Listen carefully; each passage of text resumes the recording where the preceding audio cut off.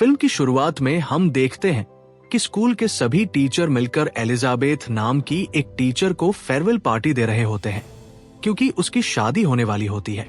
लेकिन जब एलिजाबेथ घर पहुंचती है तो उसका बॉयफ्रेंड अपनी माँ के साथ बैठा होता है और उससे कहता है कि वो उससे शादी नहीं कर सकता, क्योंकि उसे पता चल चुका है कि एलिजाबेथ उससे नहीं बल्कि उसके पैसों से प्यार करती है। एलिजाबेथ उसे समझाने की कोशिश करती है, लेकिन उसका बॉयफ्रेंड कहता है कि उसने कुछ ही दिनों में उसके लाखों रुपए खर्च कर दिए और उसे उसका जन्मदिन तक याद नहीं है।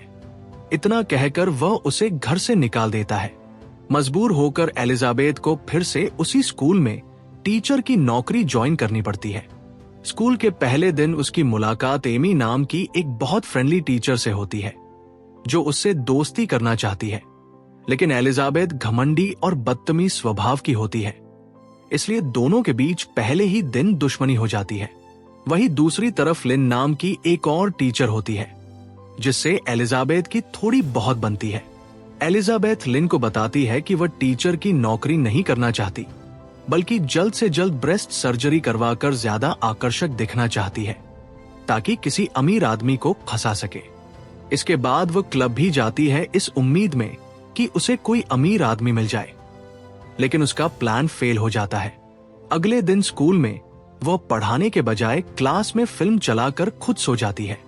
लंच ब्रेक में उसकी मुलाकात जिम टीचर रसेल से होती है, जो उसे कई सालों से पसंद करता है, लेकिन क्योंकि वो अमीर नहीं है इसलिए एलिजाबेथ उसे नजरअंदाज करती रहती है।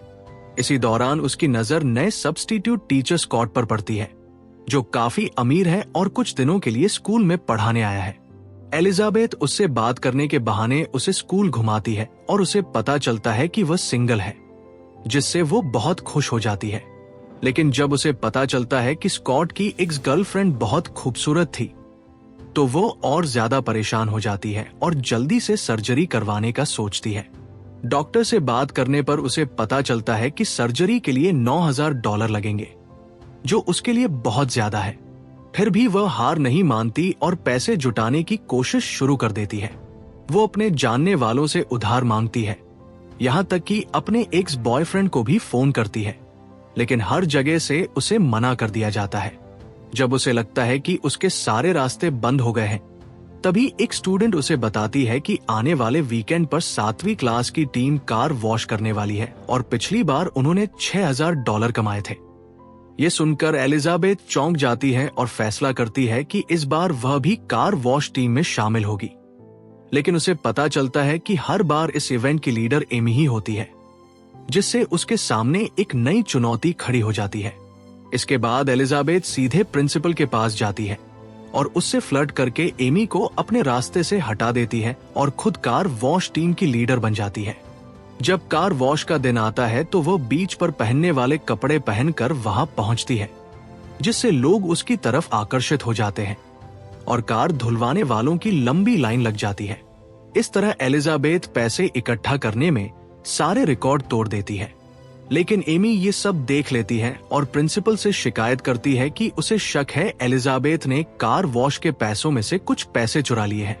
हालांकि प्रिंसिपल को एमी की बातों पर विश्वास नहीं होता, क्योंकि एलिजाबेथ स्कूल को $7,000 देती है, जो एमी के पिछले रिकॉर्ड से ज्यादा होते हैं। इस बात से एमी और भी ज्यादा जलने लगती है और बदला लेने के लिए स्कॉट के सामने एलिजाबेथ का मजाक उड़ाने का फैसला करती है। जब एलिजाबेथ स्कॉट से बात कर रही होती है, तब एमी सबके सामने उसकी सर्जरी वाली बात खोल देती है। लेकिन एमी का प्लान फेल हो जाता है, क्योंकि स्कॉट सबके सामने कहता है कि उसे ऐसे लोग पसंद हैं जो अपने शरीर को सुंदर बनाने की कोशिश करते हैं। इसके बाद हालात और भी एलिजाबेथ के पक्ष में होने लगते हैं और उसे पैसे कमाने के नए नए तरीके मिल जाते हैं। पेरेंट्स टीचर मीटिंग के दौरान कुछ माता पिता अपने बच्चों पर ज्यादा ध्यान देने के लिए उसे अतिरिक्त पैसे भी देते हैं, जिससे एलिजाबेथ काफी खुश हो जाती है। अब एलिजाबेथ को लगने लगता है कि उसके साथ सब कुछ अच्छा हो रहा है, लेकिन जल्दी ही उसकी खुशी पर ग्रहण लग जाता है। दरअसल स्कूल की विंटर पार्टी में स्कॉट उसे बताता है कि वह एमी को पसंद करने लगा है। ये सुनकर एलिजाबेथ को गहरा झटका लगता है। इसी दौरान वह अनजाने में रसेल के करीब आने लगती है, क्योंकि वही एक ऐसा इंसान है जिसके सामने वह बिना दिखावे के खुलकर बात कर सकती है। लेकिन क्योंकि रसेल अमीर नहीं है, इसलिए वो उसे प्यार के रूप में स्वीकार नहीं करती और अब भी स्कॉट को पाने की योजना बनाती रहती है।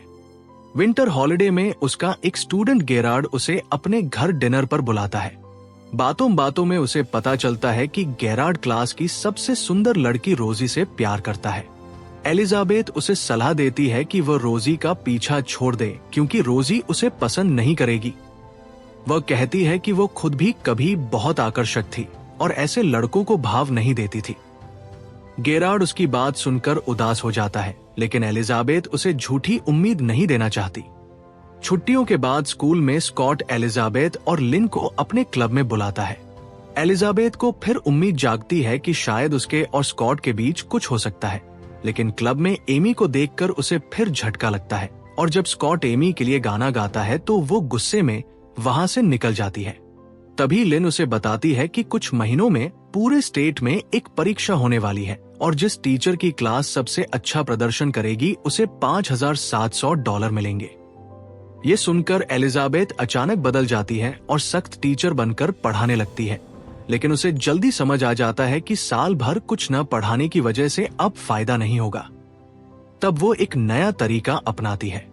वो परीक्षा के इंचार्ज प्रोफेसर के पास रिपोर्टर बनकर जाती है और उसे बहकाकर उसके ड्रिंक में नशीली दवा मिला देती है, फिर परीक्षा का पेपर चुरा लेती है। उसके स्टूडेंट पूरे स्टेट में टॉप करते हैं और उसे $5,700 मिल जाते हैं। अब उसके $9,000 पूरे हो जाते हैं। इसके बाद वह एमी और स्कॉट का ब्रेकअप कराने की योजना बनाती है। वह एमी को सेब से एलर्जी करवा देती है ताकि उसका चेहरा खराब हो जाए और वो स्कूल पिकनिक में न आ सके। एमी गुस्से में उसका डेस्क बदल देती है और उसके डेस्क में छुपाए गए चोरी के एग्जाम पेपर ढूंढ लेती है। वो सबूत प्रिंसिपल को दे देती है। प्रिंसिपल कार्रवाई के लिए प्रोफेसर की गवाही मांगता है। एमी प्रोफेसर को धमकाकर गवाही देने के लिए तैयार कर लेती है। उधर एलिजाबेथ स्कॉट के साथ बिताए पलों की रिकॉर्डिंग एमी को भेज देती है ताकि उसे लगे कि स्कॉट ने धोखा दिया है। लेकिन अगले दिन जब गेरार्ड रोजी को सबके सामने कविता सुनाकर प्रपोज करता है और रोजी उसका मजाक उड़ाती है, तब एलिजाबेथ को एहसास होता है कि वह भी रसेल के सच्चे प्यार को ठुकराकर गलत रास्ते पर जा रही है। उसे गेरार्ड के लिए बुरा लगता है और वह उसे सबके सामने हीरो बनाने का फैसला करती है। इसके बाद एलिजाबेथ गेरार्ड को वह चीज सबको दिखाने के लिए कहती है। जब गेरार्ड सबके सामने जाता है तो एलिजाबेथ वहां मौजूद सभी लोगों से कहती है कि उसने गेरार्ड को दूसरे स्कूल की एक सीनियर लड़की के साथ रंगे हाथों पकड़ा है। पहले तो सब उसकी बातों पर यकीन नहीं करते, लेकिन तभी गेरार्ड सबूत के तौर पर वह ब्रा दिखाता है जो एलिजाबेथ ने उसे दी थी। यह देखकर क्लास के सभी लड़के उसके फैन बन जाते हैं। गेरार्ड की मदद करने पर रसेल भी एलिजाबेथ की तारीफ करता है और कहता है कि उसे पता है कि वह ब्रा उसी ने दी थी। तभी एमी वहां आ जाती है और एलिजाबेथ से कहती है कि उसने उसका सच सबके सामने ला दिया है और अब वो जल्द ही जेल जाने वाली है। लेकिन एमी ये भूल जाती है कि एलिजाबेथ कितनी चालाक है।